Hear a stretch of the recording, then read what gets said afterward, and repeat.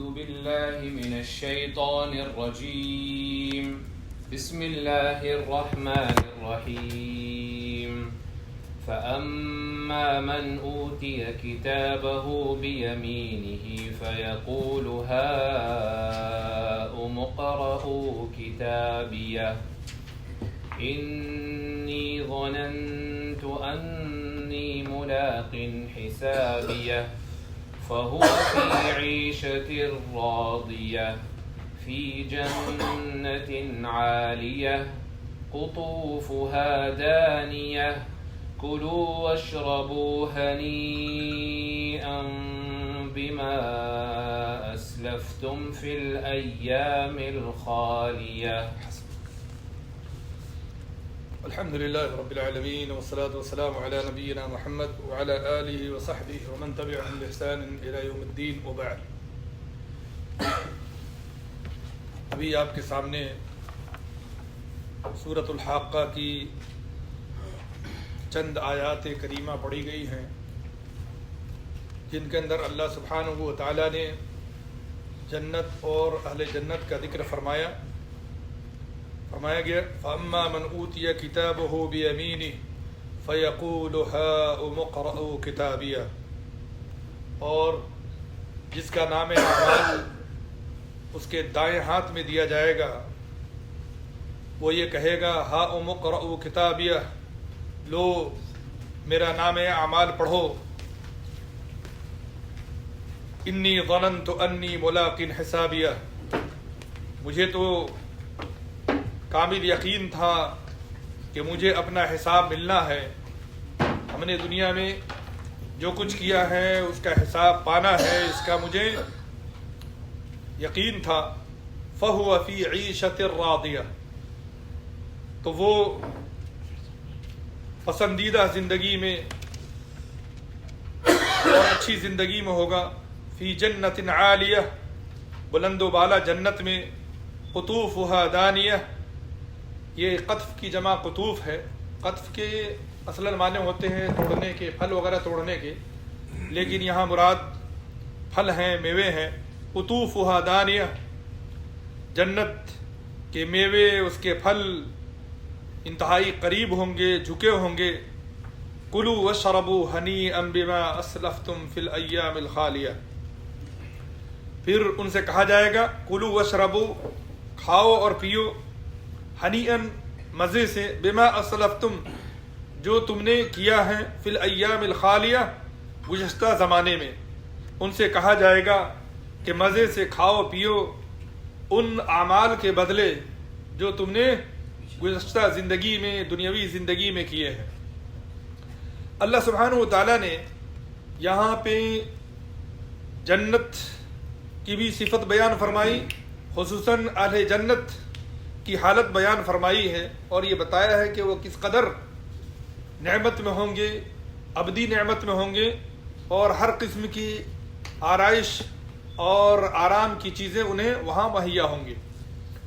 چونکہ اگلی اکثر صورتوں میں جنت اور جہنم کا ذکر ہے، تو ہمیں یہ جاننا چاہیے کہ جنت کہتے کسے ہیں، اور جنت کے لغوی اور اصطلاحی معنی کیا ہے، جنت کی نعمتیں کیا ہیں، اہل جنت کن حالتوں میں کل روز قیامت جنت میں ہوں گے۔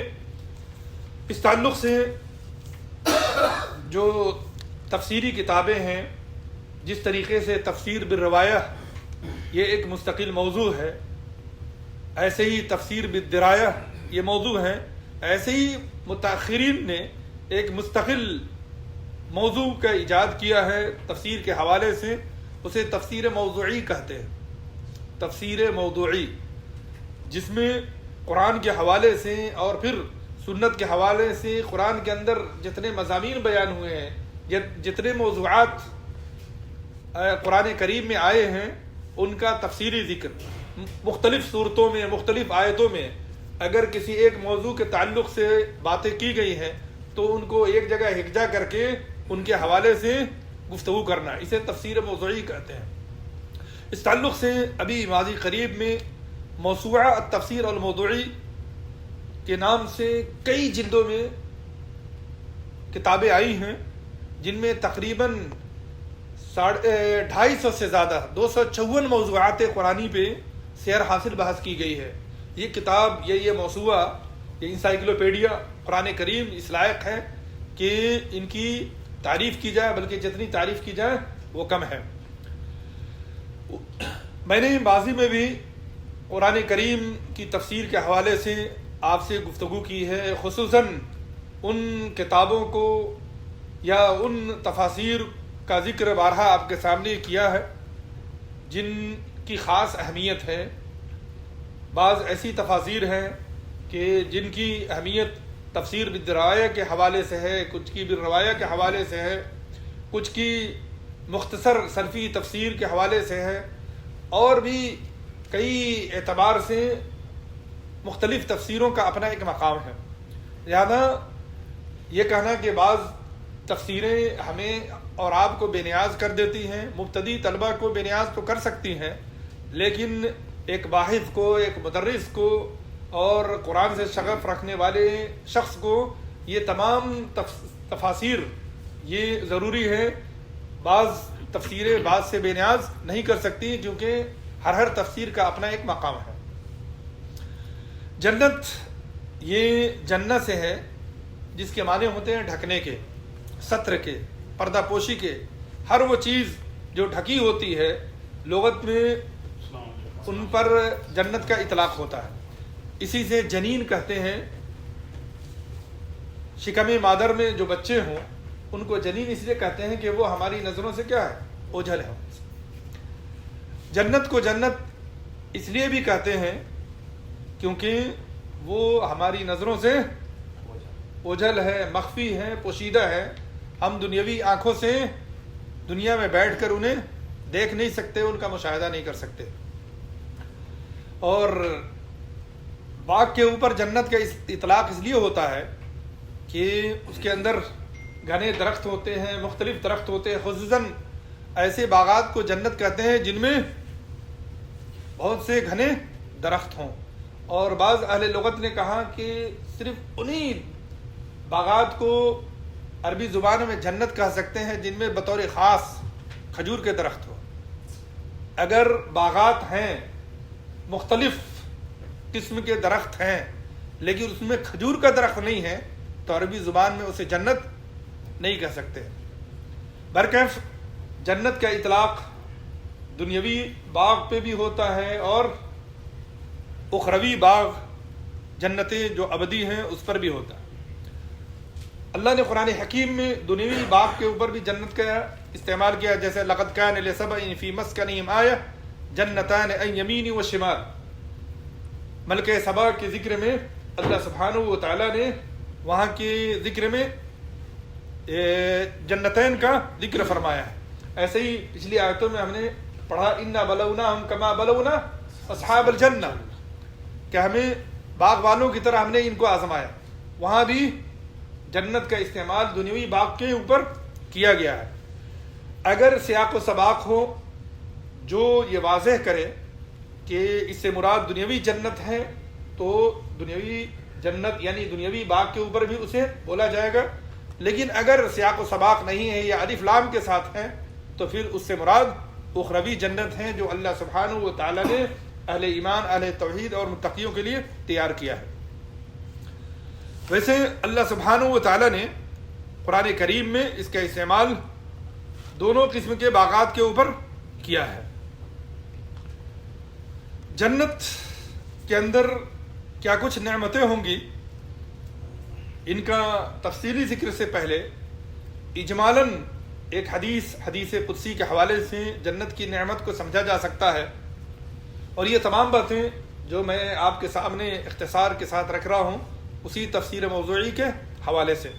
حدیث قدسی ہے، اللہ سبحانہ و تعالیٰ کا فرمان ہے اعددت لعبادی الصالحین ما لا عین رأت ولا اذن سمعت ولا خطر على قلب بشر مصداق ذلك في كتاب الله فلا تعلم نفس ما اخفي لهم من قرة اعین جزاء بما كانوا يعملون۔ سورہ سجدہ کی آیت ہے۔ حضرت ابو ہریرہ کی حدیث ہے، نبی کریم صلی اللہ علیہ وسلم سے روایت کرتے ہیں کہ اللہ فرماتا ہے میں نے اپنے صالح بندوں کے لیے ایسی نعمتیں تیار کی ہیں جنہیں نہ کسی آنکھ نے دیکھا، نہ کسی کان نے سنا، اور نہ کسی قلب بشر پہ اس کا خیال آ سکتا ہے اس دنیا میں۔ اور اس کا مصداق اللہ سبحانہ و تعالی کی کتاب میں یہ آیت ہے، فَلَا تَعْلَمُ نَفْسٌ مَا أُخْفِيَ لَهُم مِّن قُرَّةِ أَعْيُنٍ، کہ کسی نفس کو نہیں معلوم جو اللہ سبحانہ و تعالیٰ نے اس کی آنکھوں کی ٹھنڈک کے طور پہ نعمتیں تیار کر رکھی ہیں ان اعمال صالحہ کے بدلے جو وہ دنیا میں کیا کرتے تھے۔ یعنی جو ایمان والے ہیں اور ایمان کے تقاضے پر عمل کرنے والے، عمل صالح کرنے والے ہیں، اللہ سبحانہ و تعالیٰ نے ان کی آنکھوں کی ٹھنڈک کے لیے جنت میں ایسی نعمتیں تیار کر کی ہیں جن کا اس دنیا میں بیٹھے خیال بھی نہیں آ سکتا۔ یہ جنت کی جو بھی نعمتیں ہیں جن کا تفصیلی ذکر آگے آئے گا، جنت کی تمام نعمتیں دائمی اور ابدی ہیں۔ جو شخص ایک مرتبہ جنت میں داخل ہوگا وہ پھر اس جنت سے کبھی نہیں نکلے گا۔ جو اعمال صالحہ کے بدلے میں جنت میں جائے گا وہ تو جنت سے کبھی نہیں نکلے گا۔ البتہ اگر کسی کو اللہ سبحانہ و تعالیٰ نے ابتدائی طور پہ جنت میں داخل کیا ہے تو اس کا جنت سے نکلنا ممکن ہے، جیسا کہ حضرت آدم علیہ السلام کے حوالے سے پڑھتے ہیں کہ اللہ سبحانہ و تعالیٰ نے انہیں پہلے پہل جنت میں رکھا، پھر انہیں جنت سے نکالا گیا۔ اگر اس جنت سے مراد وہی جنت ہے جو اللہ سبحانہ و تعالیٰ اہل ایمان اہل تقویٰ کو عطا کریں گے تو اس سے مراد پھر یہ ہے کہ جو اعمال صالحہ کے بدلے میں جنت میں جائیں گے وہ کبھی نہیں نکلیں گے۔ البتہ جسے اللہ سبحانہ و تعالیٰ اپنے فضل و کرم سے ابتدا میں جنت میں داخل کریں اس کا جنت سے نکلنا محال نہیں ہے، جیسا کہ حضرت آدم علیہ السلام کو اللہ سبحانہ و تعالیٰ نے جنت سے نکالا۔ جنت ویسے تو اللہ سبحانہ و تعالیٰ کے فضل و کرم سے انسان جائے گا، لیکن اس کا سبب عمل صالح ہے، ایمان اور عمل صالح ہیں، جیسا کہ نبی کریم صلی اللہ علیہ وسلم کی حدیث ہے، حضرت عبادہ بن صامت راوی ہے کہ من شہد اللہ الہ الا اللہ وحدہ لا شریک لہ وان محمدا عبدہ ورسولہ وان عیسی عبد اللہ ورسولہ وکلمتہ القاها الى مریم وروح منہ والجنۃ حق والنار حق ادخلہ اللہ الجنۃ علی ما کان من العمل، کہ جس نے اس بات کی گواہی دی کہ اللہ کے علاوہ کوئی معبود برحق نہیں ہے، اللہ کا کوئی شریک نہیں ہے، اور محمد صلی اللہ علیہ وسلم اللہ کے بندے اور رسول ہیں، یعنی اللہ کی وحدانیت اور آخری نبی محمد صلی اللہ علیہ وسلم کی عبودیت اور رسالت کی گواہی دی۔ ہمارے یہاں ہند و پاک میں کچھ ایسے لوگ بھی ہیں جو رسالت کی گواہی تو دیتے ہیں لیکن آخری نبی محمد صلی اللہ علیہ وسلم کی عبودیت کی گواہی نہیں دیتے، انہیں بندہ نہیں مانتے، وہ کہتے ہیں نور ہے۔ برکف اس موضوع میں نہیں جانا، اس حدیث کے اندر اس بات کی صراحت موجود ہے کہ جس نے اللہ کی وحدانیت کی گواہی دی اور محمد صلی اللہ علیہ وسلم کی عبودیت اور رسالت کی گواہی دی، وَأَنَّ عِيسَى عَبْدُ اللَّهِ وَرَسُولُهُ، اور اس بات کی گواہی دی کہ حضرت عیسیٰ بھی اللہ کے بندے اور رسول ہے۔ حضرت عیسیٰ بھی کوئی خدا نہیں بلکہ وہ اللہ کے بندہ ہیں اور ان کے رسول ہیں۔ وَكَلِمَتُهُ أَلْقَاهَا إِلَى مَرْيَمَ وَرُوحٌ مِّنْهُ، اور اللہ کا وہ کلمہ ہے جو اللہ نے حضرت مریم کی طرف ڈالا، یعنی حضرت عیسیٰ علیہ السلام کو کلمہ اس لیے کہا جاتا ہے کیونکہ اللہ تعالیٰ نے انہیں کلمہ کن سے پیدا کیا۔ والنار حق والجنت حق والنار حق، اور جس نے یہ گواہی دی کہ جنت حق ہے اور جہنم بھی حق ہے، ادخلہ اللہ الجنہ، اللہ تعالیٰ اسے جنت میں داخل فرمائے گا چاہے اس کا عمل جیسا بھی ہو۔ یعنی اگر وہ مومن اور موحد ہے اور نبیوں اور رسولوں کی عبودیت اور رسالت کی گواہی دینے والے ہیں، مشترکہ گواہی، تو اللہ سبحانہ و تعالیٰ اسے ایک نہ ایک دن جنت میں داخل ضرور فرمائیں گے۔ اگر ایمان کے تقاضے کو مکمل پورا کرنے والے ہیں ہوں گے اللہ سبحانہ و تعالیٰ ابتدائی میں اسے جنت میں داخل فرمائیں گے، لیکن اگر اس نے ایمان کے تقاضے کو پورا نہیں کیا تو پھر وہ اللہ کی مشیت کے تابع ہیں، اللہ چاہے گا تو اس کے پچھلے گناہوں کو معاف کر کے اسے ابتدائی میں جنت میں داخل فرمائے گا، اور اگر اللہ سبحانہ و تعالیٰ اس کے ساتھ عدل کا معاملہ کرے گا تو اس کے گناہوں کی بقدر اسے جہنم میں ڈال کر سزا دے گا، پھر اسے ایک نہ ایک دن جہنم سے نکال کر جنت میں داخل فرمائے گا۔ اور حضرت ابو ہریرہ کی مشہور حدیث ہے کہ کل امتی یدخلون الجنہ الا من ابا، یہ حدیث گزر چکی ہے کہ میری امت کے لوگ جنت میں جائیں گے سوائے اس شخص کے جو جنت میں جانے سے خود ہی انکاری ہو، جو جنت میں خود نہ جانا چاہے۔ لوگوں نے عرض کیا رسول اللہ ومن یابا، ایسا کون ہوگا جو جنت میں جانے سے انکاری ہو؟ تو آپ نے فرمایا من اطاعنی دخل الجنہ، جس نے میری اطاعت کی وہ جنت میں داخل ہوگا، اور جس نے میری نافرمانی کی گویا وہ خود جنت میں جانے سے انکاری ہے۔ اس سے یہ معلوم ہوا کہ رسول کی رسالت اور عبودیت کی گواہی دینے اور اس پر ایمان لانے کے ساتھ ساتھ آپ صلی اللہ علیہ وسلم کی اطاعت بھی جنت میں داخلے کے لیے ضروری ہے۔ اس کے علاوہ کئی ایک حدیث ہیں جس سے یہ بات واضح ہوتی ہے کہ جنت کی نعمتیں کیا ہیں، دائمی اور ابدی ہیں۔ جیسے وہ مشہور حدیث جس کے راوی حضرت ابن عمر ہیں کہ اذا صار اہل الجنت الى الجنہ واہل النار الى النار جیء بالموت حتى يجعل بين الجنة والنار ثم يذبح ثم ينادي مناد يا اهل الجنة لا موت ويا اهل النار لا موت فيزداد اهل الجنة فرحا الى فرحهم ويزداد اهل النار حزنا الى حزنهم، کہ جب جنتی جنت میں چلے جائیں گے اور جہنمی جہنم میں ڈال دیے جائیں گے تو اللہ سبحانہ و تعالیٰ کے حکم سے موت کو مجسم شکل میں لایا جائے گا، جہنم کے درمیان میں اسے رکھا جائے گا اور اسے ذبح کر دیا جائے گا۔ دوسری حدیث میں میڈھے کی شکل میں اللہ تعالیٰ موت کو لائے گا اور اسے ذبح کر دے گا، اور پھر ایک منادی یہ ندا دے گا کہ اے جنتیوں لا موت، تم پر موت طاری نہیں ہوگی، اور اے جہنمیوں یہ بھی سنو کہ تمہارے اوپر موت طاری نہیں ہوگی۔ فیزداد اہل الجنت فرحا الی فرحہم، تو اس کے بعد جنتیوں کی خوشی میں اضافہ ہوگا اور جہنمیوں کے غم میں اضافہ ہوگا۔ اللہ تعالی ہم سب کی حفاظت فرمائے۔ اور حضرت ابو ہریرہ کی مشہور حدیث ہے، اور یہ تمام حدیثیں صحیح ہیں، من يدخل الجنت ينعم ولا ييأس ولا يبأس، کہ جو جنت میں داخل ہوگا وہ ہمیشہ خوشحالی میں رہے گا، کبھی بدحالی کا شکار نہیں ہوگا، ہمیشہ آرام و آرائش میں ہوگا، کبھی تکلیف میں نہیں جائے گا، اور لا تبلا ثيابہ، اس کے کپڑے کبھی پرانے نہیں ہوں گے، لا یفنا شبابہ، اس کی جوانی کبھی ختم نہیں ہوگی۔ اس کے علاوہ اور بھی کئی ایک حدیث ہیں، جیسے ان لکم ان تصحوا فلا تسقموا ابدا وان لکم ان تحیوا فلا تموتوا ابدا وان لکم ان تشبوا فلا تحرموا ابدا، کہ جنتی جب جنت میں چلے جائیں گے تو کہا جائے گا کہ اب تم کبھی بیمار نہیں ہوگے، ہمیشہ صحت مند رہو گے، اور کبھی مرو گے نہیں، ہمیشہ زندہ رہو گے، تم ہمیشہ جوان رہو گے، کبھی بوڑھے نہیں ہوگے، تم پر بڑھاپا کبھی طاری نہیں ہوگا، اور ہمیشہ نعمت رہو گے، کبھی تکلیف میں نہیں ہوگے۔ وَنُودُوا أَن تِلْكُمُ الْجَنَّةُ أُورِثْتُمُوهَا بِمَا كُنْتُمْ تَعْمَلُونَ إِلَى آخِرِهِ۔ لیکن یہ بات اچھی طرح ہمارے ذہنوں میں بیٹھ جائے کہ کوئی شخص عمل کے بلبوتے پہ جنت میں داخل نہیں، بغیر اللہ کے فضل و کرم اور رحمت کے کوئی شخص جنت میں داخل نہیں ہوگا، کیونکہ جنت اللہ کی ہے، جنت کا مالک اللہ سبحانہ و تعالیٰ ہے، وہ جسے چاہے گا جنت میں داخل کرے گا، کوئی عمل کے بلبوتے پہ جنت میں جانے کے گمان اور غرور میں مبتلا نہ ہو۔ اس تعلق سے بہت مشہور حدیث ہے کہ آپ صلی اللہ علیہ وسلم نے فرمایا لن يدخل احدا عمله الجنہ، کسی کا عمل اس سے جنت میں داخل نہیں کرا سکتا۔ لوگوں نے عرض کی ولا انت یا رسول اللہ، کیا آپ کا عمل بھی؟ تو آپ نے فرمایا لا ولا انا، ہاں میں بھی، میرا عمل بھی، الا ان يتغمدني الله بفضل ورحمت، الا کہ اللہ تعالیٰ اپنے فضل و کرم سے جو ہے مجھے ڈھانپ لے۔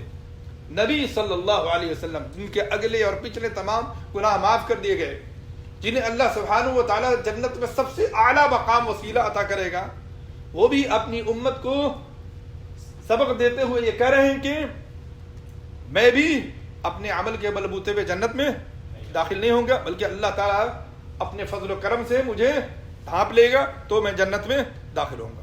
فسددوا وقاربوا الی آخرہ۔ خلاصہ یہ کہ جنت کی نعمتیں کیا ہیں؟ دائمی ہیں، اور جنتی جب جنت میں جائیں گے تو پھر نکالے نہیں جائیں گے، اور اللہ سبحانہ و تعالی انہیں ہر تکلیف سے محفوظ رکھے گا، اور یہ بھی کہ کسی کا عمل اسے جنت میں نہیں لے جا سکتا، جب تک کہ اس کے اوپر اللہ سبحانہ و تعالیٰ کا خاص فضل و کرم نہ ہو۔ جنت کے بارے میں جب قرآنی صورتیں یا آیتیں ہم پڑھتے ہیں یا حدیثیں پڑھتے ہیں تو دیکھتے ہیں جنت کے مختلف نام ہیں۔ کہیں دار السلام کہا گیا، اللہ نے فرمایا لہم دار السلام عند ربہم، جنت کو اللہ تعالیٰ نے دار السلام بھی کہا ہے۔ اور اللہ سبحانہ و تعالیٰ نے دوسری آیت میں فرمایا واللہ یدعو الی دار السلام ویہدی من یشاء الی صراط مستقیم، کہ ان کے لیے سلامتی کا گھر ہے اپنے پروردگار کے پاس۔ ایسے ہی کہیں اللہ تعالیٰ نے اسے جنت الخلد کہا ہے، قل اذالی خیر ام جنت الخلد التی وعد المتقون، کہ یہ بہتر ہے یا وہ جنت الخلد جس کا وعدہ اللہ سبحانہ و تعالیٰ نے متقیوں سے کیا ہے، کانت لہم جزاء و مصیرا۔ ایسے ہی دار المقامہ بھی جو ہے اسے کہا گیا ہے، جیسے اللہ نے فرمایا الذی احلنا دار المقامۃ من فضلہ لا یمسنا فیہا نصب ولا یمسنا فیہا لغوب۔ ایسے ہی اللہ تعالیٰ نے جنات عدن کہا ہے اور جنت المأوا کہا گیا ہے، اور ایسے ہی فردوس کہا گیا۔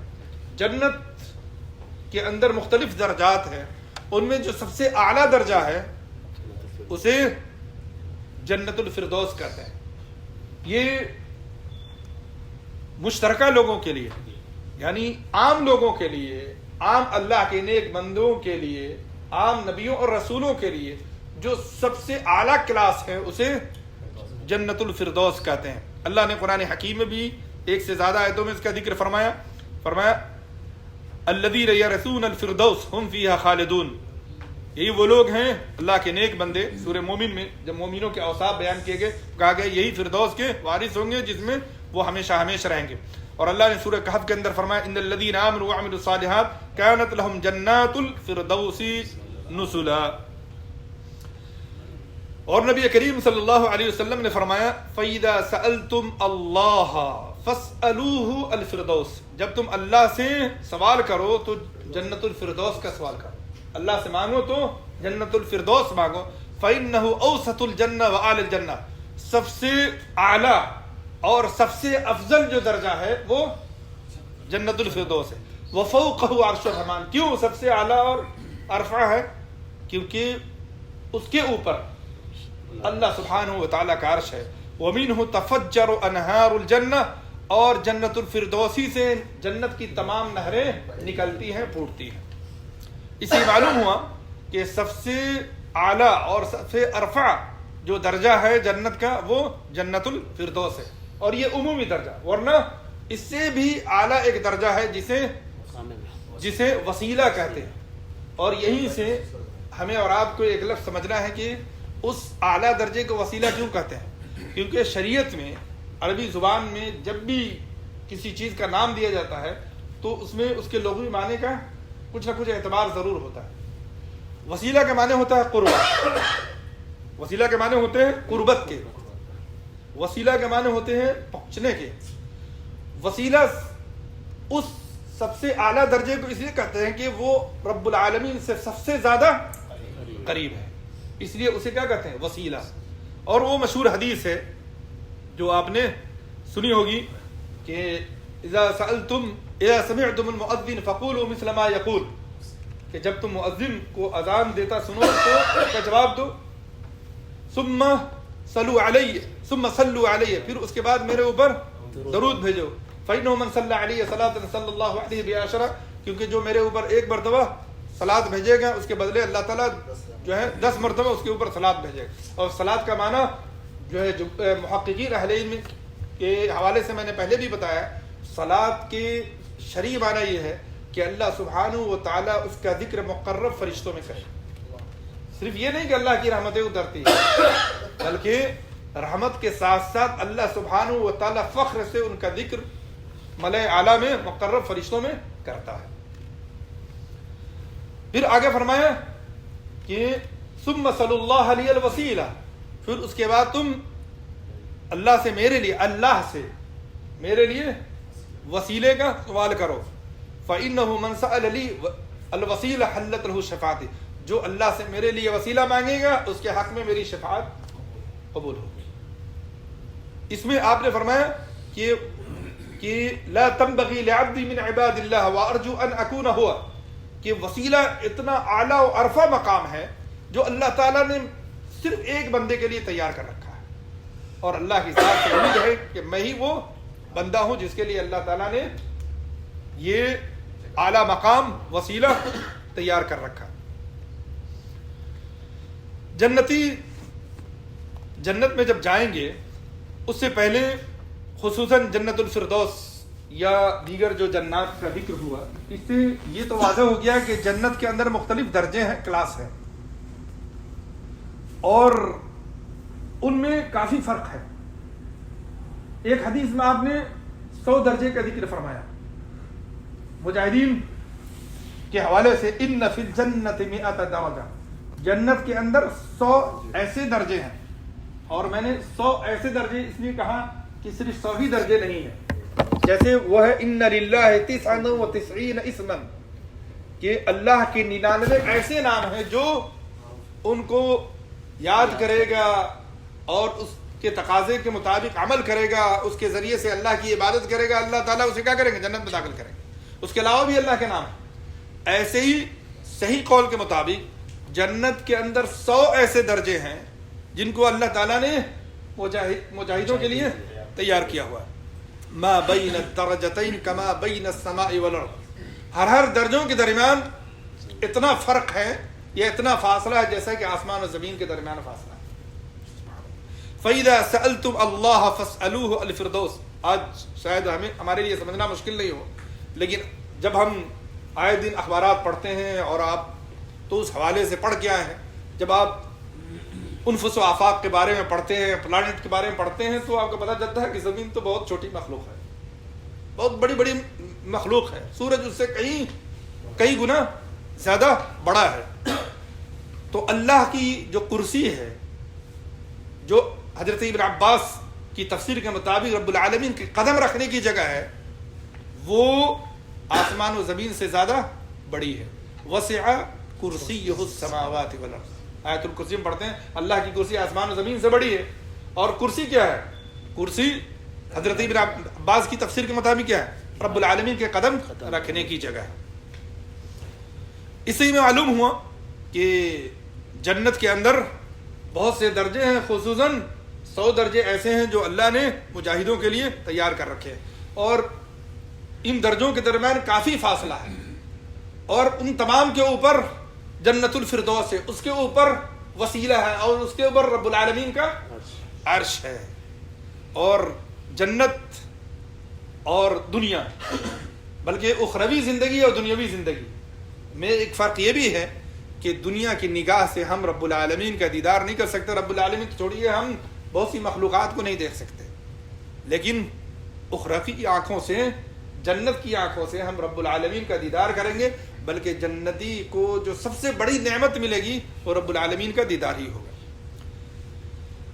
اور اتنے فرق کے باوجود سارے درجے میں، چاہے جس کلاس اور جس درجے میں جنتی ہو، وہ رب العالمین کا دیدار کرے گا۔ مشہور حدیث ہے ان اہل الجنہ یتراءون اہل الغرف من فوقهم كما تراءون الكوكب الدري الغابر في الافق من المشرق والمغرب، کہ جنتی جو اوپر محلوں میں جو ہوں گے، بالا خانوں میں، ان کو دیکھیں گے ایسے ہی جیسے آسمان میں ابھرتے ستارے کو وہ دیکھتے ہیں۔ ہر آدمی دیکھتا ہے، ایسا نہیں ہو کہ لوگوں کو دیکھنے کی وجہ سے دوسروں کے لیے دیکھنا مشکل ہو۔ ان کے درمیان اتنا زیادہ فرق۔ قالوا یا رسول اللہ تلک منازل الانبیاء لا یبلغها غیرهم، یہ تو اللہ تعالیٰ نے انبیاء کا مقام رکھا ہے جس مقام کو غیر انبیاء نہیں پہنچ سکتے۔ تو آپ نے فرمایا بلا والذی نفسی بیدہ، ہاں اس ذات کی قسم جس کے ہاتھ میں میری جان ہے، رجال آمنوا باللہ وصدقوا المرسلین، کہ وہ لوگ بھی جائیں گے ان بالا خانوں میں جو اللہ پر ایمان رکھتے ہیں اور جنہوں نے رسولوں کی تصدیق کی اور اس کے تقاضے کے مطابق عمل کیا۔ اس کے علاوہ وہ مشہور حدیث ہے کہ حضرت مغیرہ بن شعبہ کی، جس کے اندر اللہ سبحانہ و تعالیٰ نے جنتیوں کو جو انعامات دیے جائیں گے اس حوالے سے، ابھی آپ نے سنا اس سے پہلے کہ اللہ تعالیٰ نے ایسی نعمتیں تیار کر رکھی ہیں جن کے بارے میں کوئی سوچ نہیں سکتا ہے دنیا میں بیٹھ کر کے. جو اعلیٰ درجے میں ہوں گے انہیں کیا کچھ نعمتیں ہوں گی اس کا اندازہ کرنے کے لیے جو سب سے کم درجے میں ہوں گے یعنی سب سے آخری پائیدان پہ جو جنت میں ہوگا اسے کیا کچھ ملے گا اسے ہم اور آپ اندازہ کر سکتے ہیں. اور وہ یہ کہ اللہ سبحانہ و تعالیٰ اس دنیا جیسی 10 دنیا کی نعمت اسے عطا فرمائے گا. جنت کے دروازے بھی ہوں گے. ایک سے زیادہ آیتوں میں ان کا ذکر ہے. لا تدخلوا من باب واحد وادخلوا من ابواب متفرقہ. یہ تو دنیا کے حوالے سے ہے. باب کا اطلاق جنت کے دروازے پہ بھی ہوتا ہے اور دنیا کے دروازے پہ بھی ہوتا ہے. لیکن جنت کے دروازے کے بارے میں اللہ نے قرآن حکیم میں فرمایا سورہ صاد کے اندر جنات عدن مفتحۃ لهم الابواب. جنت کے دروازے جو ہیں وہ کیا ہوں گے؟ کھلے ہوں گے. اس سے معلوم ہوا کہ جنت یہ اس کی حدود بندی ہوگی اور اس کے کیا ہوں گے؟ دروازے ہوں گے. کتنے دروازے ہوں گے؟ 8. فی الجنت 8 ابواب. نبی کریم صلی اللہ علیہ وسلم جنت کے اندر 8 دروازے. فیہا باب یسمى الریان لا يدخلہ الا الصائمون. اور اس حوالے سے بہت مشہور حدیث ہے من انفق زوجین فی سبیل اللہ.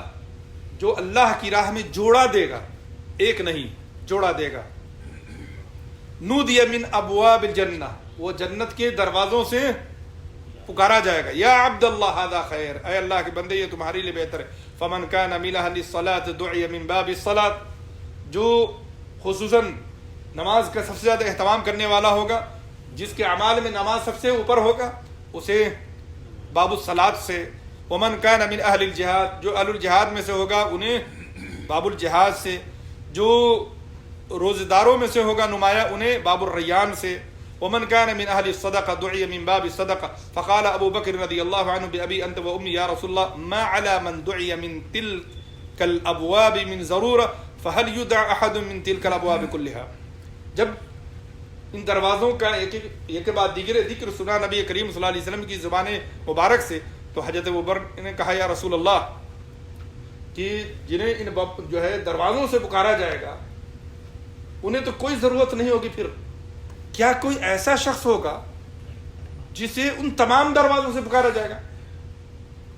تو یعنی روزہ دار کو باب الریان سے, نمازی کو باب الصلاۃ سے, اور جہاد فی سبیل اللہ میں اپنی جان کا نذرانہ پیش کرنے والے کو باب الجہاد سے. تو آپ نے فرمایا کیا کوئی ایسا شخص ہوگا جسے جنت کے 8 دروازے سے بیک وقت ندا دی جائے گی کہ آؤ آؤ؟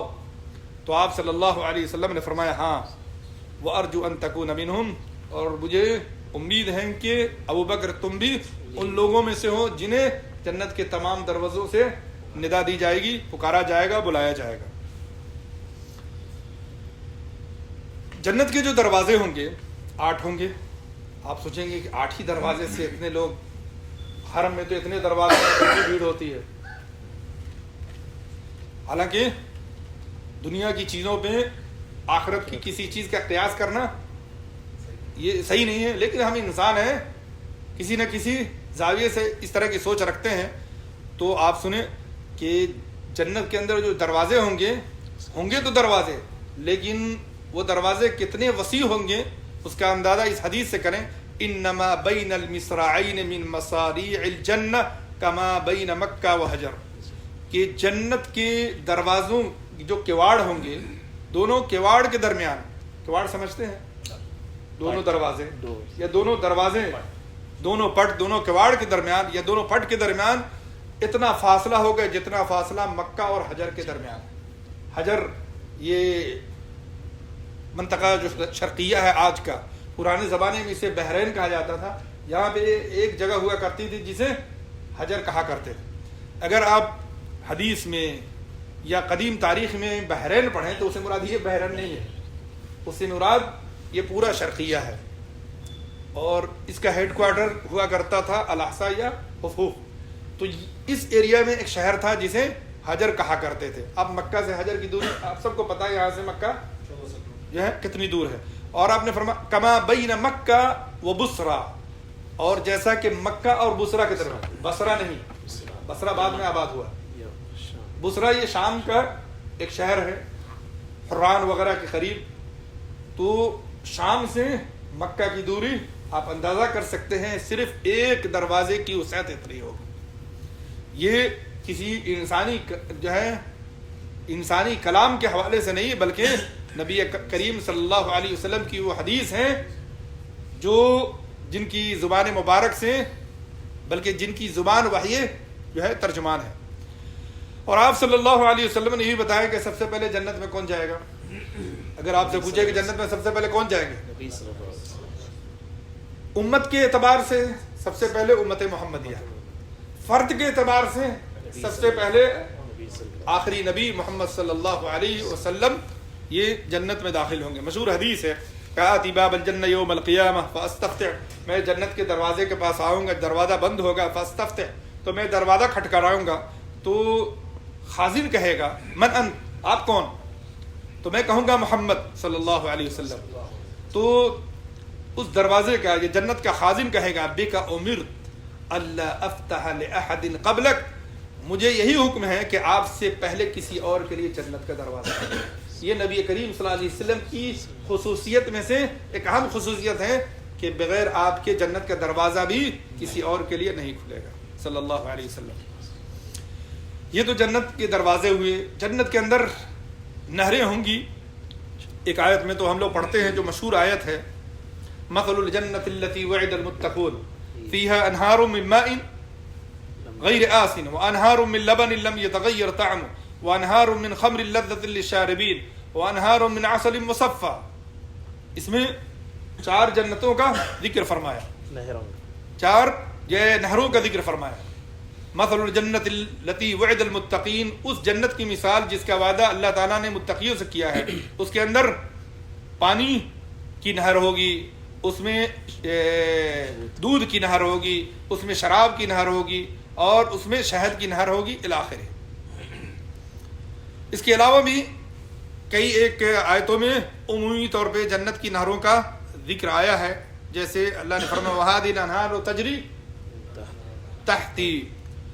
اور آپ صلی اللہ علیہ وسلم نے حدیثوں میں بھی اس کے علاوہ بعض نہروں کا ذکر کیا. حضرت انس کی مشہور حدیث ہے رفع الی الصدر فاذا اربعۃ انہار نہران ظاہران ونہران باطنان فاما الظاہران النیل والفرات واما الباطنان فنہران فی الجنہ الی آخر. اور دوسری حدیث میں اور بھی صراحت ہے سیحان و جیحان، یہ 2 نہریں ہیں جو سمرقند اور بخارا اور عراق کے آخری حصے سے پیچھے ہے. اس کے علاوہ فرات اور نیل کلھا من اہل الجنہ. اس میں 4 نہروں کا ذکر ہے جو جنت کی نہریں ہیں، سیحان و جیحان اور فرات اور نیل کل من انہار الجنہ. اس کے علاوہ بھی کئی ایک حدیثوں میں نہروں کا ذکر ہے جیسا کہ پچھلی آیتوں کے حوالے سے آپ نے سنا. اس کے علاوہ ایک اور نہر ہے جو خاص نبی کریم صلی اللہ علیہ وسلم کو عطا ہوگی، وہ ہے نہر کوثر. اللہ نے قرآن حکیم فرمایا انا اعطیناک الکوثر، کہ ہم نے آپ کو کوثر عطا کی. کوثر کے حوالے سے علماء کے مختلف اقوال ہیں. مفسرین نے کئی ایک تفسیر کی ہے، اس میں جو سب سے مشہور تفسیر ہے وہ 2 ہے. ایک ہے خیر کثیر اور دوسرا جو حضرت انس رضی اللہ تعالیٰ عنہ کی صحیح حدیث ہے کہ آپ صلی اللہ علیہ وسلم نے بینما انا اسیر فی الجنہ، معراج میں جب آپ صلی اللہ علیہ وسلم جنت کی سیر کر رہے تھے، اذا انا بنہر، کہ میں دیکھتا ہوں کہ ایک نہر ہے حافتاہ قباب الدر المجوف، جس کے دونوں کنارے کیا ہیں؟ موتی کے ہیں، خشک موتیوں کے. قلت وما ھذا یا جبریل، اور خشک موتیوں کے خیمے لگے ہوئے ہیں دونوں کنارے. تو میں نے پوچھا جبریل یہ کیا ہے؟ تو حضرت جبریل نے جواب دیا ھذا الکوثر، یہ وہ نہر کوثر ہے الذی اعطاک ربک، جو رب العالمین آپ کو عطا کرے گا. فإذا طینۃ وصیبۃ مسک الی آخری، جس کی مٹی سے مشک کی خوشبو آئے گی الی آخری. اس سے یہ معلوم ہوا کہ جنت کے اندر ایک نہریں نہیں بلکہ کئی ایک نہریں ہوں گی. اور نہر سے مراد جاری، نہر اس کو کہتے ہیں جس کا پانی کیا ہو؟ جاری ہو. اس کے علاوہ ان نہروں کے علاوہ جنت کے اندر چشمے بھی ہوں. قرآن کریم میں اللہ نے فرمایا ان المتقین فی جنات وعیون، کہ متقی باغات اور چشموں میں ہوں گے. اللہ تعالیٰ نے کئی ایک چشموں کے نام کا ذکر فرمایا، جیسے تسنیم ہے، اللہ نے فرمایا وہ مزاجہ من تسنیم عینا یشرب بها المقربون، ایسے ہی سلسبیل ہے، اللہ نے سورہ انسان کے اندر فرمایا عینا فیہا تسمى سلسبیلا، اور کافور بھی ہے ان الابرار یشربون من کأس کان مزاجها کافورا، ایسے ہی اور بھی دوسرے چشمے ہیں جن کا ذکر حدیث اور آثار میں ہے۔ جنت کے اندر جو محلات ہوں گے ان کا ذکر بھی ہے، اللہ نے قرآن فرمایا تبارک الذی ان شاء جعل لك خیرا من ذلك جنات تجری من تحتها الانہار ویجعل لك قصورا۔ آپ صلی اللہ علیہ وسلم نے حدیث میں اس کی وضاحت فرمائی کہ دخلت الجنہ فاذا انا بقصر من ذهب فقلت لمن هذا فقالوا لرجل من قریش، بہت مشہور حدیث ہے جس میں حضرت عمر ابن خطاب رضی اللہ تعالیٰ عنہ کی فضیلت بیان ہوئی ہے۔ آپ نے فرمایا کہ میں جنت میں داخل ہوا، دیکھا کہ سونے کا ایک محل ہے، میں نے پوچھا یہ کس کے لیے؟ تو فرشتوں نے کہا یہ ایک قریشی شخص کے لیے ہے۔ فما منعنی ان ادخلہ ابن الخطاب، پھر بعد میں بتایا گیا کہ یہ حضرت عمر ابن خطاب کے لیے، تو آپ نے فرمایا کہ حضرت عمر ابن خطاب رضی اللہ تعالیٰ عنہ کی خیرت کو یاد کر کے میں اندر داخل نہیں ہوا، کیونکہ اللہ تعالیٰ نے یہ محل حضرت عمر بن خطاب رضی اللہ تعالیٰ عنہ کے لیے خاص کر رکھا۔ اس سے معلوم ہوا کہ جنت کے اندر بہت سے محل ہیں، ان میں سے ایک محل حضرت عمر بن خطاب رضی اللہ تعالیٰ عنہ کے لیے بھی۔ یخلص المؤمنون من النار فیحبسون على قنطرة بین الجنة والنار الى آخره فیختص لبعض من مظالم كان بينهم في الدنيا حتى اذا هذبوا ونقوا اذن لهم في دخول الجنة فوالذي نفس محمد بيده لا احدهم اهدي بمنزلة في الجنة منه بمنزلته كانت في الدنيا۔ اس سے یہ معلوم ہوا کہ جنت میں ہر شخص کو محل ملے گا، البتہ ان محلات کی خوبصورتی، ان کے زیب و زینت میں کیا ہوگا؟ فرق ہوگا، سونے کے محل ہوں گے، چاندی کے محل ہوں گے اور دیگر محلات ہوں گے۔ ان کے جو اثاثے ہیں ان کا ذکر بھی اللہ تعالیٰ نے مختلف آیتوں میں کیا ہے، ان کے تختوں کا، ان کے فرشوں کا، اور ان کے تکیوں کا، اور ان کے پیالوں کا، اور دیگر چیزوں کا۔ ان میں جو سب سے اہم ہے جاننا وہ ہے جنت کا درخت۔ درخت جب ہم سنتے ہیں ہمارے ذہن میں اس کا تصور آتا ہے، لیکن جنت کا درخت دنیا کے درخت کی طرح نہیں ہوگا۔ جنت کے اندر کھجور کے درخت بھی ہوں گے، فیہا فاکہہ ونخل ورمان، نخل کہتے ہیں کھجور کے درخت کو، والنخل ذات الاکمام، اس کے علاوہ رمان، اس کے علاوہ سدر بیری فی سدر مخضود، اس کے علاوہ کئی ایک اور درخت پھل ہیں یا ان کے درخت ہیں جن کا ذکر اللہ سبحانہ و تعالیٰ نے قرآن حکیم میں کیا ہے۔ لیکن حضرت ابن عباس کی وہ تفسیر یاد رکھیں کہ اللہ تعالیٰ نے جن جن پھلوں کا، میووں کا یا درختوں کا ذکر کیا ہے، اسے آپ یہ نہ سمجھیں کہ جنت کے اندر وہ درخت یا وہ میوے یا وہ پھل ایسے ہی ہوں گے، نہیں۔ اللہ تعالیٰ نے انسانی دماغ اور انسانی دل کے سمجھنے کے لیے ان کا ذکر کیا۔ حقیقت یہ ہے کہ وہاں جو نعمتیں ہوں گی ان کا ہم اس دنیا میں بیٹھ کے تصور بھی نہیں کر سکتے، جیسا کہ وہ پہلی حدیث جو میں نے ابتدا میں ذکر کی ہے۔ اس کے علاوہ اللہ سبحانہ و تعالی جنتیوں کو مختلف میوے عطا کرے گا، مختلف کھانے عطا کرے گا، بلکہ جنت میں بندہ جو چاہے گا اسے وہ ملے گا۔ مثل الجنت الوعد المتقون الی آخری۔ اس کے علاوہ اللہ نے فرمایا وَلَهُمْ رِزْقُهُمْ فِيهَا بُكْرَةً وَعَشِيًّا وَأَمْدَدْنَاهُمْ بِفَاكِهَةٍ وَلَحْمٍ مِّمَّا يَشْتَهُونَ، میوے بھی ہوں گے اور لحم بھی، اور اس کے علاوہ اور بھی دیگر نعمتیں ہوں گی، کھجور بھی ہوں گی، اس کے علاوہ لحم طیر، پرندوں کے گوشت بھی ہوں گے، وَفَاكِهَةٍ مِّمَّا يَتَخَيَّرُونَ وَلَحْمِ طَيْرٍ مِّمَّا يَشْتَهُونَ۔ نبی کریم صلی اللہ علیہ وسلم کی وہ مشہور حدیث ہے جس سے آپ جنت کے کھانے کو سمجھ سکتے ہیں، ان اہل الجنت یاکلون فیہا ویشربون، جنتی جنت میں کھائیں گے پیئیں گے، لیکن نہ انہیں پیشاب و پیخانے کی حاجت ہوگی، نہ تھوک کھکھارا وہ نکالیں گے۔ تو سوال کیا گیا کہ پھر کھانے کا کیا ہوگا، جو وہ کھائیں گے وہ کھانا کہاں جائے گا؟ تو آپ نے فرمایا جشاء ورشح کرشح المسک، وہ ایک چھوٹی سی ڈکار لیں گے یا ان کے جو پسینے نکلیں گے اس سے ان کے کھانے کیا ہو جائیں گے، وہ ہضم ہو جائیں گے، لیکن پسینے یہ تکلیف دے نہیں ہوں گے بلکہ اسے مشک کی خوشبو آ رہی ہوگی۔ یلہمون التسبیح والتحمید کما تلہمون النفس، جس طریقے سے آپ سانس لیتے ہیں اور آپ کے اختیار میں نہیں ہے، ایسے ہی تسبیح و تحلیل کا الہام اللہ سبحانہ و تعالیٰ انہیں کرے گا۔ اس کے علاوہ جنت کے اندر لباس ہوں گے، جنت کے اندر اللہ سبحانہ و تعالیٰ زیورات عطا کریں گے۔ کئی ایک حدیثوں میں ان کا ذکر ہے، جنت میں ریشم کے کپڑے پہنیں گے اور مختلف زیورات اللہ سبحانہ و تعالیٰ انہیں عطا کرے گا۔ اس تعلق سے مشہور حدیث ہے تبلغ الحلیۃ من المؤمن حیث یبلغ الوضوء، کہ جو اعضائے وضو ہے، جہاں تک آپ وضو میں دھوتے ہیں یہ اور یہ اور یہ، وہ ان تمام پہ اللہ سبحانہ و تعالیٰ جنت میں زیورات چڑھائے گا۔ جنت کے اندر حور عین ہوں گی جو بہت ہی خوبصورت ہوں گی، بڑی آنکھوں والی ہوں گی۔ مختلف آیات میں خصوصاً سورہ رحمان کے اندر اللہ سبحانہ و تعالیٰ نے ان کا ذکر فرمایا ہے، سورہ صافات کے اندر اور دیگر صورتوں کے اندر نبی کریم صلی اللہ علیہ وسلم نے ان کے حسن و جمال کا ذکر کرتے ہوئے فرمایا لو ان امرأة من اہل الجنہ اطلعت الى اہل الجنہ لاضاءت ما بینہما، کہ اگر جنت کی کوئی عورت دنیا والوں کو دیکھ لے، دنیا والوں کی طرف نظر اٹھا کے دیکھ لے، تو آسمان و زمین کے درمیان جو کچھ ہے وہ چمک جائے۔ وَلَمَأَتْهُ رِيحًا، مَلَأَتْهُ رِيحًا، اور خوشبو سے کیا ہو جائے، آسمان و زمین کیا ہو جائے، معطر ہو جائے۔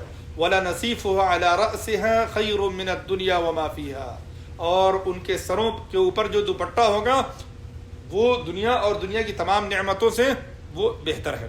اس سے معلوم ہوا کہ جنت کے اندر جو حور عین ہوں گی یا جنتی عورتیں ہوں گی، ان کے حسن و جمال کا کیا عالم ہوگا اور کیا معیار ہوگا۔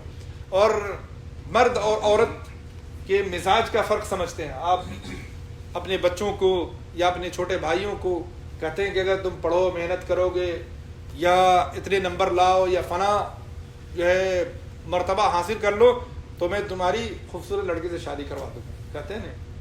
لیکن بیٹیوں کو ایسی بات نہیں کہتے، بیٹیوں کو ایسی بات نہیں کہتے۔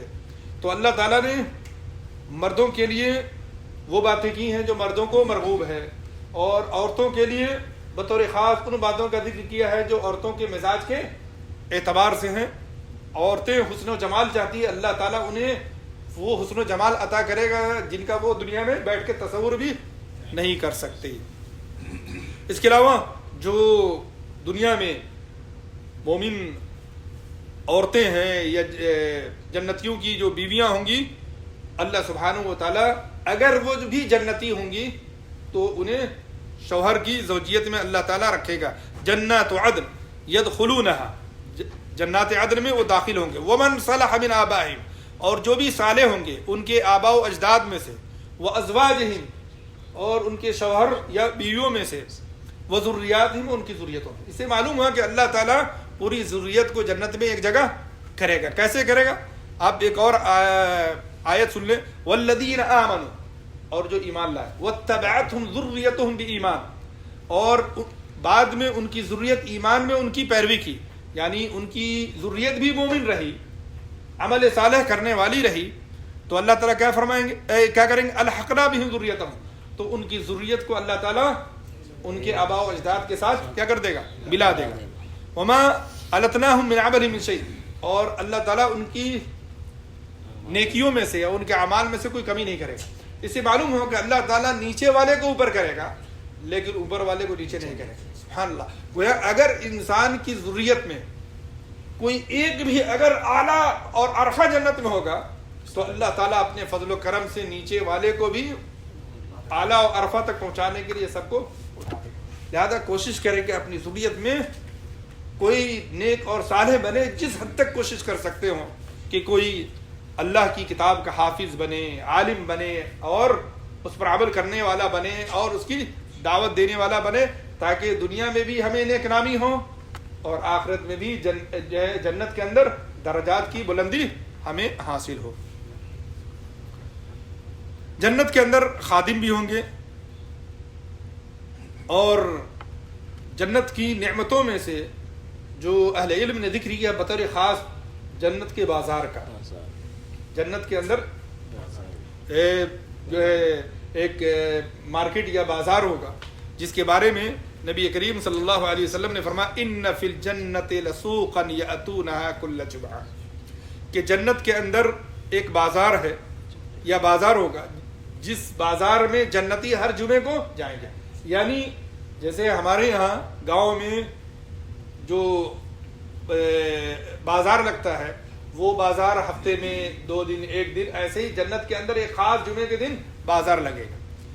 فتحب ریح الشمال، تو جب وہ جنتی اس بازار میں جائیں گے تو شمالی ہوا اٹھے گی، شمال یعنی اتر سے ہوا اٹھے گی. فتحسو فی وجوہہم وثیابہم، جب تیز ہوا اٹھے گی تو ان کے چہرے اور کپڑوں پہ تھوڑی مٹی ڈال دے گی، اور وہ مٹی دنیا کی مٹی تو ہوگی نہیں. فیزدادون حسنا وجمالا، جس سے ان کے حسن و جمال میں بہت اضافہ ہو جائے گا. فیرجعون الی اہلیہم وقد زادوا حسنا وجمالا، جب حسن و جمال میں اضافے کے ساتھ اپنے گھر لوٹیں گے تو ان کے اہل و عیال ان سے کہیں گے لقد زدتم بعدنا حسنا جمالا، کہ تمہارے حسن جمال میں تو میرے بعد اور اضافہ ہو گیا. تو وہ خود کہیں گے وانتم واللہ لقد زدتم بعدنا حسنا وجمالا، تمہارے حسن جمال میں بھی اضافہ ہو گیا. تو اللہ سبحانہ و تعالیٰ بطور خاص جمعے کے دن جنتیوں کے حسن و جمال میں اضافہ فرمائے گا. بقیہ جنتیوں کے اخلاق اور جنتیوں کے جو درجات ہوں گے اس حوالے سے وہ بہت مشہور حدیث ہے ان اول زمرۃ يدخلون الجنہ علی صورۃ القمر لیلۃ البدر. گویا کہ سارے جنتی ایک جیسے نہیں ہوں گے، نہ جاتے ہوئے ہوں گے نہ جنت میں ہوں گے. اسی لیے آپ صلی اللہ علیہ وسلم نے فرمایا جنت کے اندر جنتی کئی قافلے میں جائیں گے یا کئی گروہ میں جائیں گے. جو پہلا گروہ جنت میں داخل ہوگا ان کے چہرے 14ویں کی چاند کی طرح چمک رہے ہوں گے. والذین یلونہم علی اشد کوکب دری فی السماء ذا، پھر جو اس کے بعد جو گروہ جنت میں داخل ہوگا وہ آسمان میں سب سے زیادہ چمکنے والے ستارے کے مانند ان کے چہرے چمک رہے ہوں گے.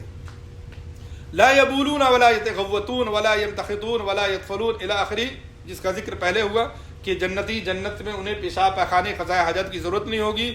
اور امشاتہم الذہب، ان کی کنگھیاں سونے کی ہوں گی. ورشہم المسک، اور ان کے پسینے سے کستوری یا مشک کی خوشبو آئے گی. ومجامرہم الولو، ان کے انگیٹھیوں میں یہ ان کی جو انگیٹھیاں ہوں گی اس میں علوہ جو لکڑی ہوتی ہے عود کی خوشبو آ رہی ہوگی. جی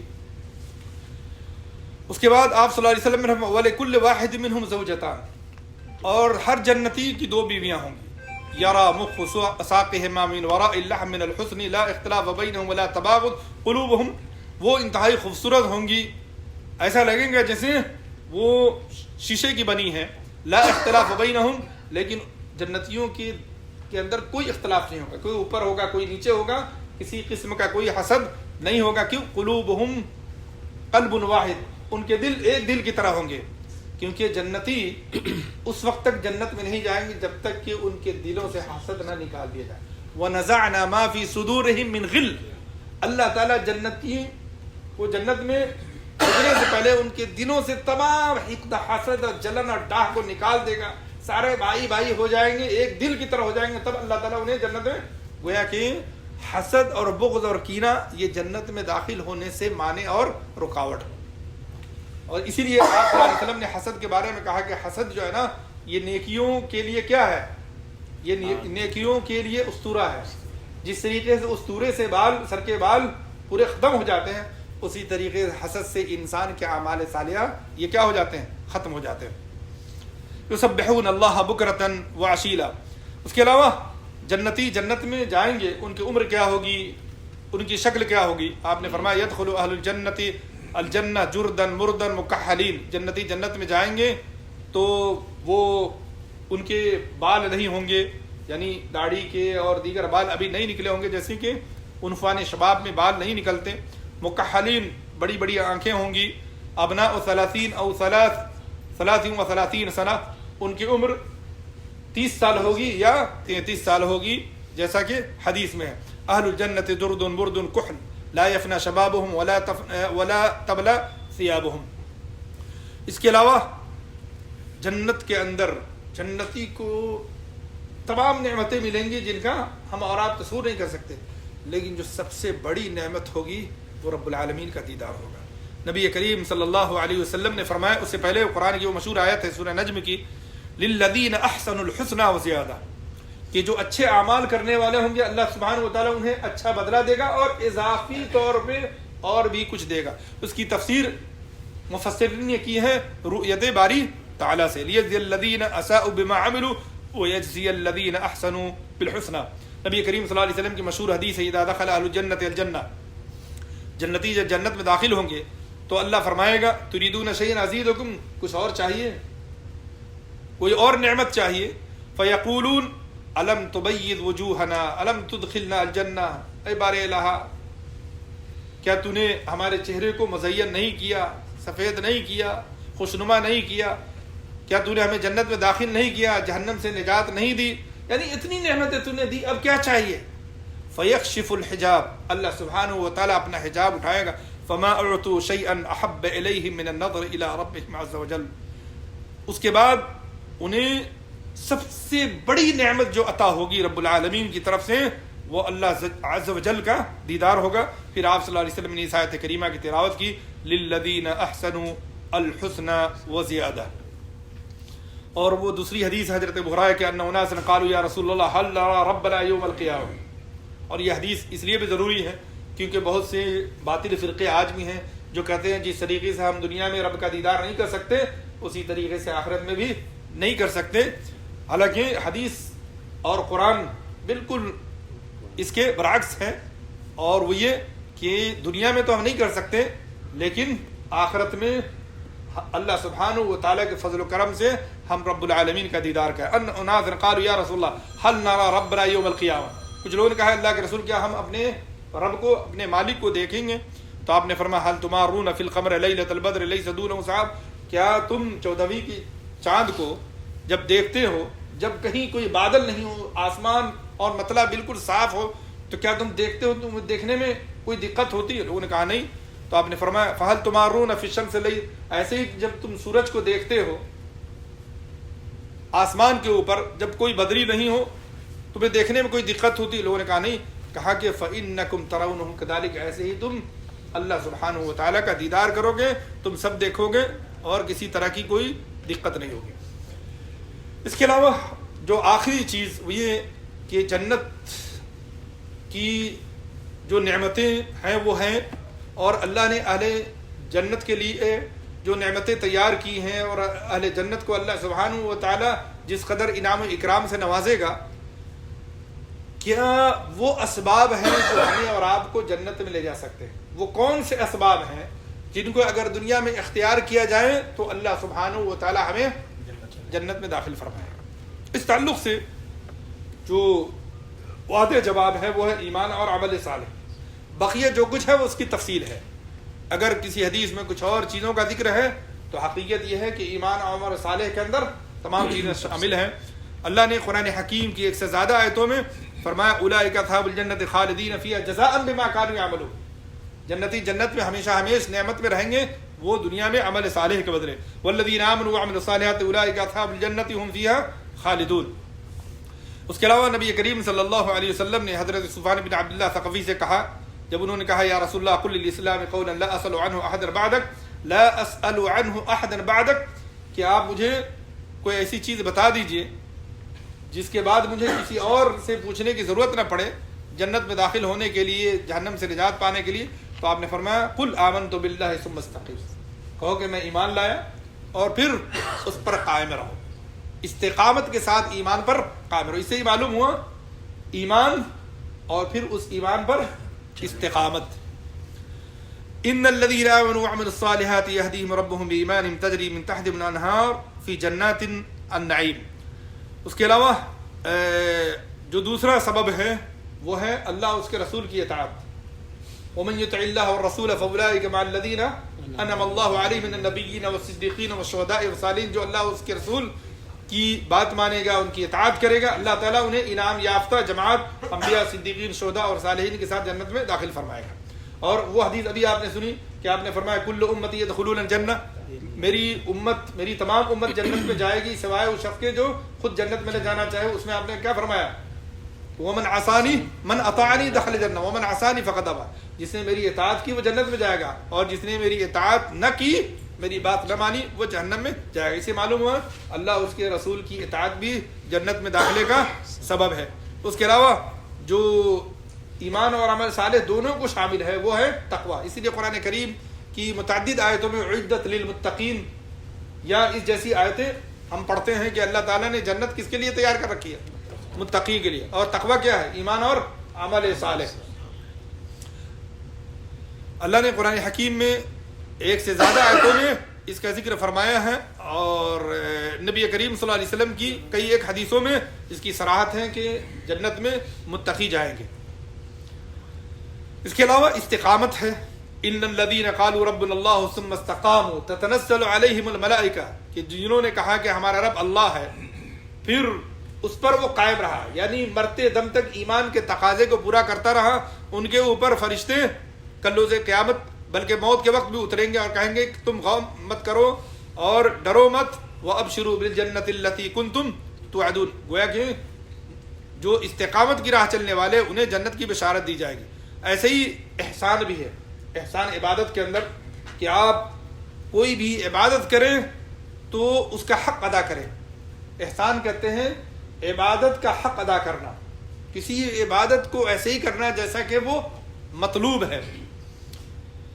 اور احسان کی تعریف حدیث کے اندر مشہور ہے، ان تعبد اللہ کأنک تراہ فإن لم تکن تراہ فإنہ یراک، یعنی بالکل یکسوئی کے ساتھ تمام دنیا سے کٹ کر اللہ سبحانہ و تعالیٰ کی عبادت اور بندگی کرنا۔